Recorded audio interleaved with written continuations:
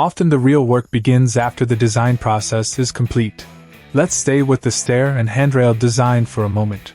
The assignment of position numbers is an important aspect of creating bills of materials. In SolidSteel Parametric for SolidWorks, position numbers are assigned by a powerful algorithm. At the same time, a geometric identical part detection is implemented to check for identical parts in the design. If so, they are assigned the same position number. Now that position numbers have been updated, bills of materials can be exported to Excel. You can create completely customized templates. These templates control both the appearance and the content of the bill of materials.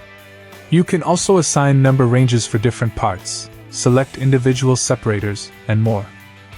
The bill of materials is complete, which brings us to automated drawings. Even in the 21st century, shop drawings are still very important. This is where SolidSteel Parametric comes in, with its special features for the automated creation of shop drawings for individual parts or entire assemblies. The software uses intelligent features that determine what needs to be dimensioned. Miter cuts, cope cuts, single holes or complex hole patterns are all taken into account.